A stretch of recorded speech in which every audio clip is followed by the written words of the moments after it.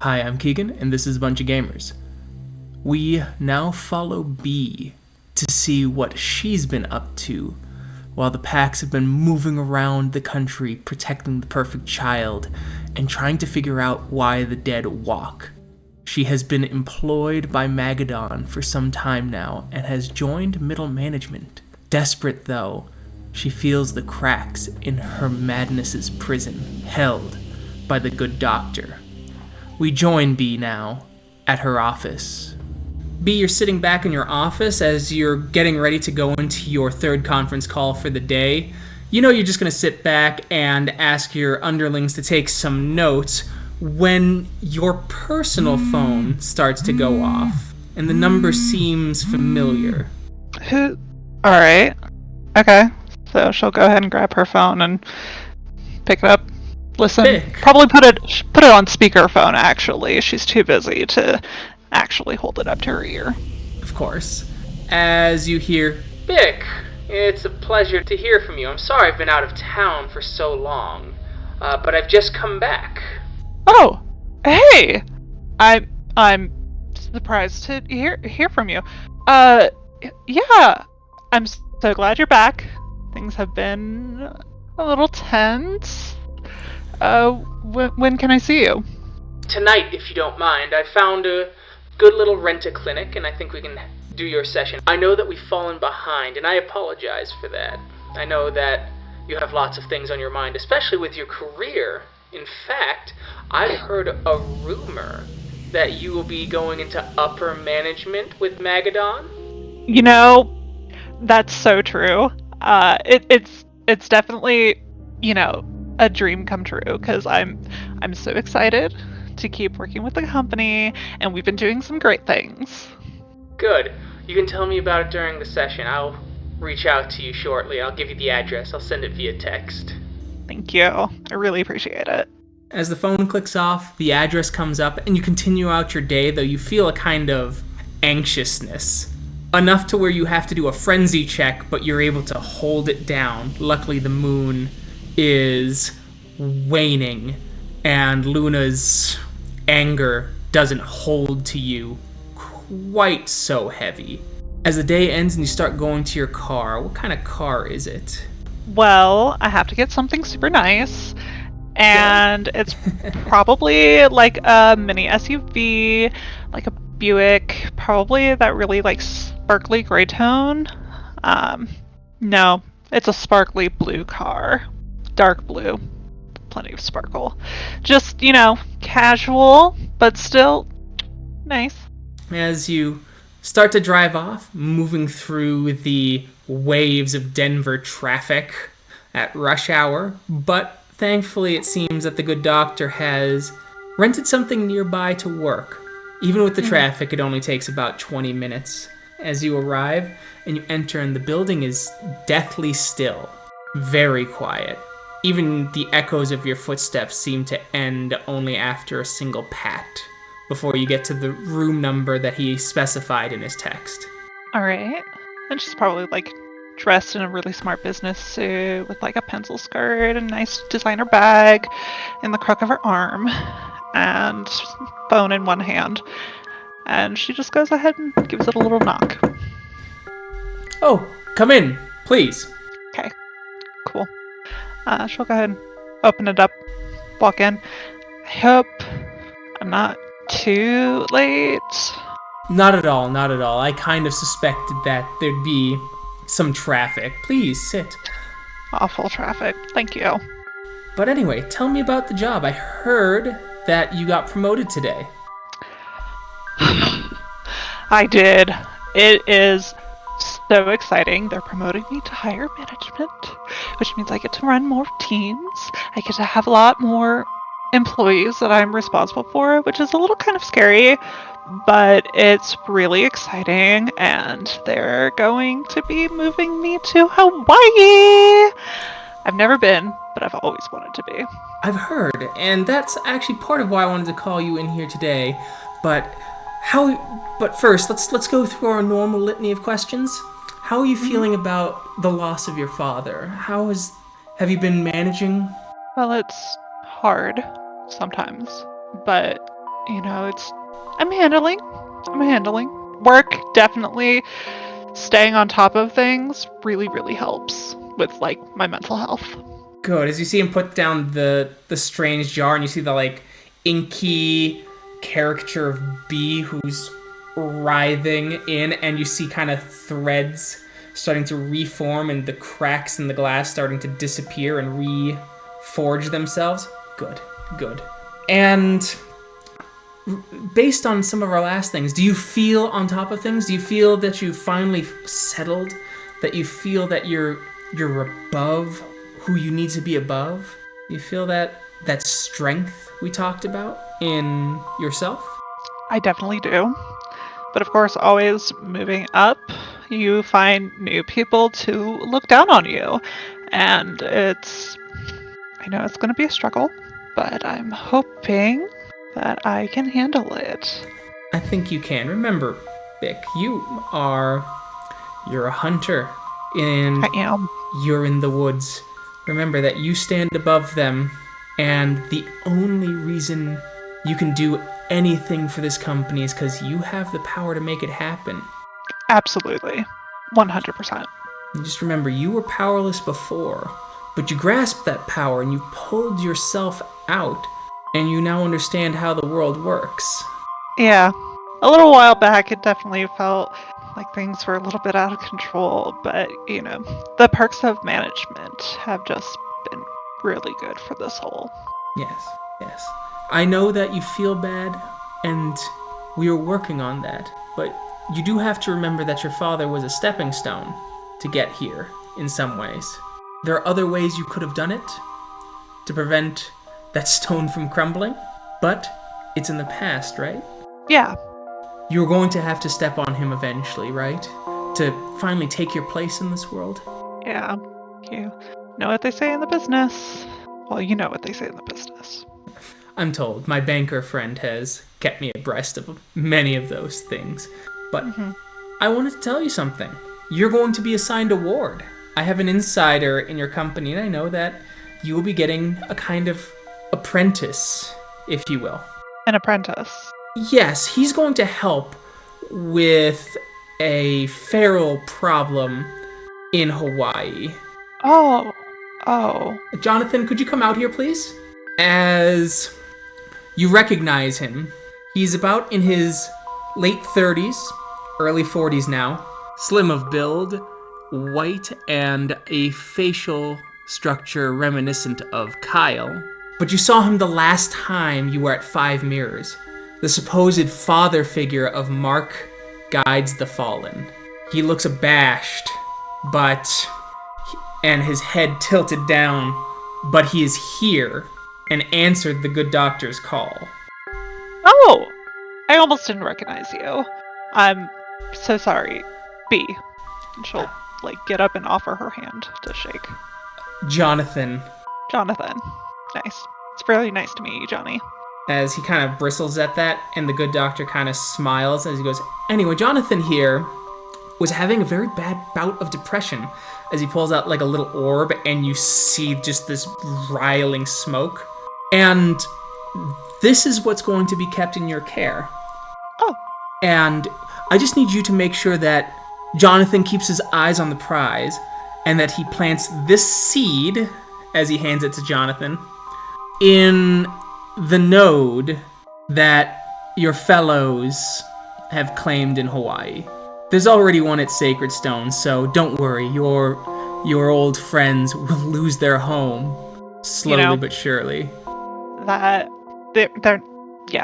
Friends is like an exaggeration. Your former companions, then. Yeah. Either way, if Jonathan steps out of line, please, as he hands it to you, and he goes, give it a little squeeze. And she kind of, rolls it around in her hand and just kind of gives a little squeeze. As your little pulses go through, you see little cracks form and dissipate, and you see Jonathan kind of chafe as he goes, as the good doctor goes, if that breaks, your Hirano will return. And as it's breaking, you will experience both who you are now and the hopeless wretch I found you as. I guarantee that the experience isn't pleasant, Jonathan, and I would hate for that to happen to you.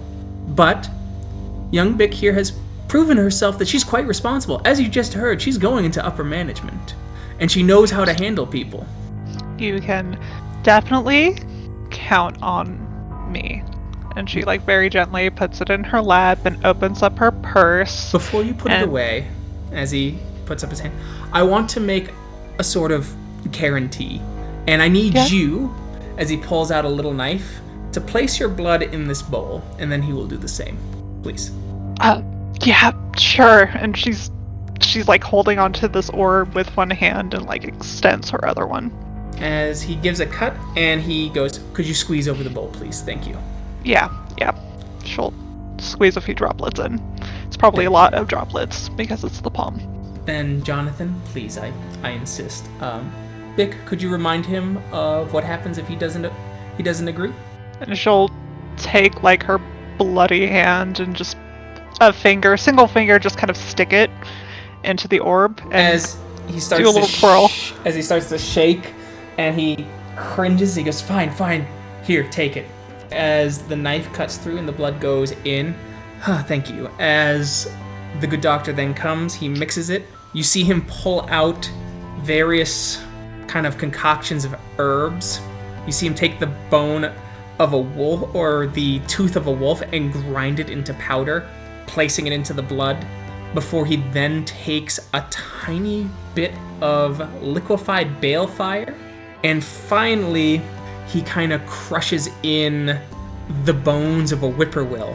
He then starts to smear it over the orb on your lap, and you hear him chant in something that is oddly familiar. It touches your soul in a way that reminds you of when you danced the labyrinth the first time. The deep voice of the thing beyond, the tortured creature at the bottom, the voices of the worm. Before the concoction seems to bleed into the crystal and it becomes clear once more. Look at that. Just like that.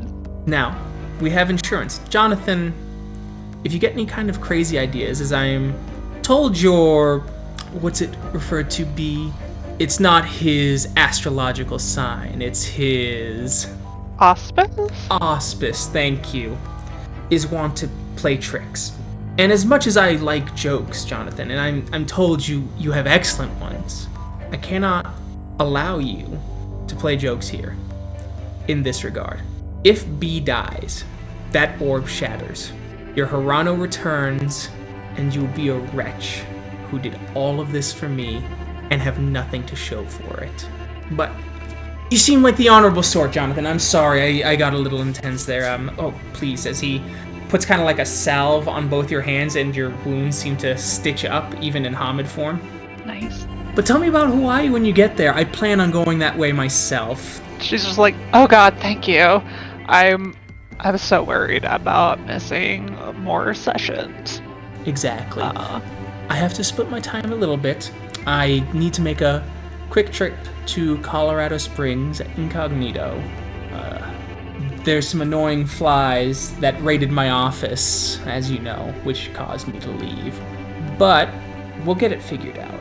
And I'll probably be in Hawaii most of the time, and maybe split my time with Seattle or something like that. That way I can make things work for me. Yeah. I mean, Seattle's alright if you like the doom and gloom. But hey, Johnny! We're going to big, beautiful Hawaii! As he takes Aren't you just so excited? As he just takes a deep breath. Yes, I'm very excited. You seem quite chipper. Well, yeah. Big promotion, big paycheck, big move. It's like a dream come true. And all I have to do is plant this seed to betray my people. Oh yeah. Look, it's really easy. You just stop giving a crap. But don't worry, I will take care of this orb, everything will be fine. And we will make sure that gets planted, won't we, Johnny? As he just tries to take a deep breath as he goes, sure thing, Bick Ichthia. B. Ichthia. As he smiles, your Garu education wasn't the best, But you do know that means of the worm. You know, I think you're gonna love it in Hawaii. There are so many interesting characters there. And as like she's saying this, she's just kind of tapping the orb that she has now put into her purse. You're gonna love it. Honestly, I'm so jealous of you. As he twinges a bit with every tap. So, no more name calling, okay? We don't like name calling. Sure thing. At least I don't like name calling. You can call me B. Sure. Well, is everything okay, Doctor? Are we all good? I think we are. I believe your flight leaves in a few days. I'll let you two do your thing, and well, I'll have you two meet. Your friend Jonathan will be taking a moon bridge to Hawaii. Have to keep up appearances. Right. How exciting. And I hope you don't fuck this up. Because if you do, I will make your life a living hell. And she's just tapping that orb because it bothers him. I will hold up my end of the bargain. Great!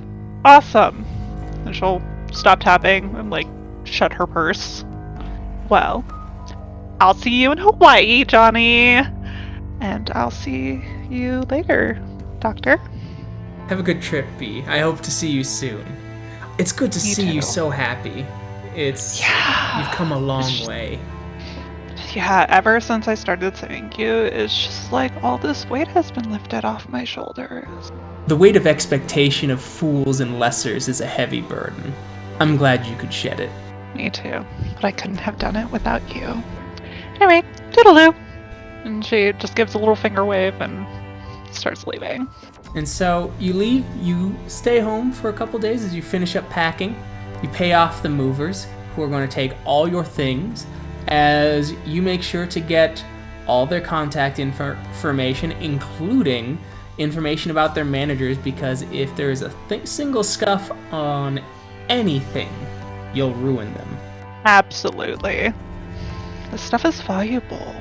And you fly off, and you do meet Jonathan at your new house. You get a house now. Oh my god. I don't have to live in a shitty Denver apartment. Oh my god. And it's just so beautiful here. Don't you think, Johnny? Sure. Do you mind saying that just with a little bit more enthusiasm, please?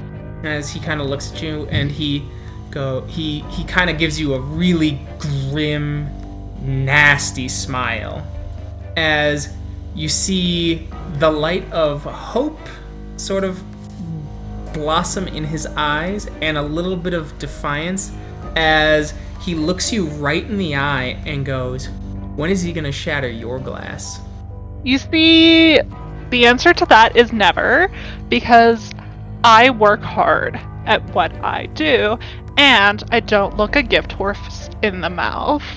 So, and like she is still carrying that orb in her purse, whatever. She is like modified the types of purses that she carries. They used to be nice and slim, and now they're pretty big, pretty baggy, so she can keep it in there. And so she just kind of like slips her hand into her purse and like runs her finger along the edge of the orb. He winces as he kind of shakes. How about that enthusiasm? It's so pretty here. Right! Oh, I'm gonna have so much fun picking everything to decorate because I have to work really hard. And I need this house to look perfect because I'm going to host a little party with my new employees, new teams, new managers. So I need you, Jonathan, to get right on that. You might want to hire some help. Just remember, I'm still undercover for your boss. I'm sorry. I misspoke. Your therapist. Right. But also, if you make me unhappy in any way, I don't know. What do you think? Should I get acrylics? I'm thinking of getting many, and I'm pretty sure I should get some acrylics. And she's very much implying acrylics because they can be sharp and pointy and very, very stabby. You see kind of that defiance starting to smolder away as he goes. I understand. I will make sure that the house is pristine, B. Thank you, Johnny. I really appreciate you. And so, B has gotten to her new position. She has new power that she never expected, and her and the good doctor have something planned. What is at Sacred Stone? What is the seed? Only time will tell, and we'll see you in that next one. Bye.